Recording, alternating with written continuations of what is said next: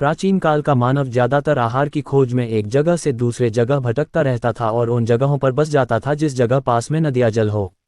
वह एक जगह से दूसरी जगह तभी जाता था जिस वक्त उसकी जगह पर समस्त भोजन के स्रोत समाप्त हो जाते थे।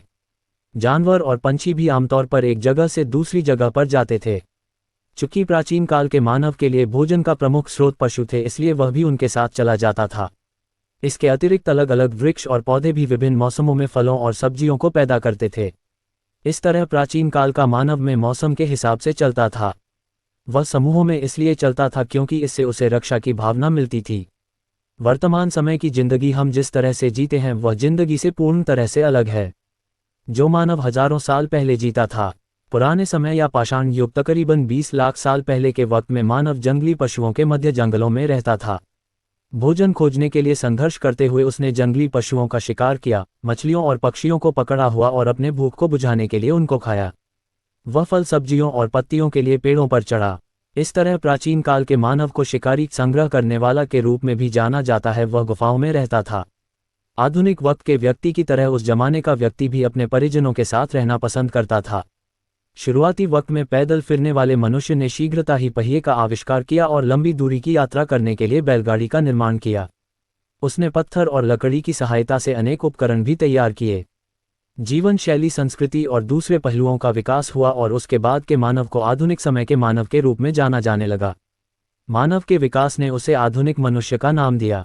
आधुनिक समय का मानव दिखने, आचरण और मनोवैज्ञानिक क्षमता के मामले में प्राचीन काल के मानव से काफ़ी अलग है। कुछ मानवीय दखल और अनेक प्राकृतिक कारकों के कारण से इतने सारे परिवर्तन मानव के जीवन में आए। मनुष्य जाति के विकास के रूप में मानव ने गुफाओं से निकलकर अपने लिए घरों का निर्माण किया। जल्दी ही विभिन्न मनुष्य सभ्यताओं का गठन हुआ।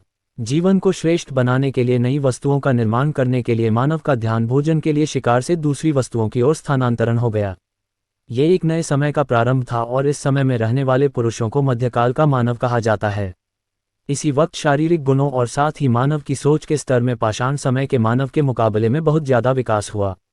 वैज्ञानिकों और शोधकर्ताओं का दावा है कि मानव का विकास इस समय भी हो रहा है। 2050 तक एक नई तरह की मनुष्य प्रजातियां अस्तित्व में आ जाएंगी।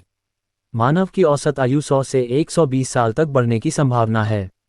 ऐसा भी कहा जा रहा है कि मनुष्य प्रगति बुढ़ापे में भी बालकों को जन्म देने में सक्षम हो जाएगी। जीवन शैली, संस्कृति और दूसरे पहलुओं का विकास हुआ और उसके बाद के मानव को आधुनिक समय के मानव के रूप में जाना जाने लगा। मानव के विकास ने उसे आधुनिक मनुष्य का नाम दिया। आधुनिक समय का मानव दिखने, आचरण और मनोवैज्ञानिक क्षमता के मामले में प्राचीन काल के मानव से काफ़ी अलग है। कई मानवीय दखल और कई प्राकृतिक मामलों के कारण से इतने सारे परिवर्तन मानव के जीवन में आए।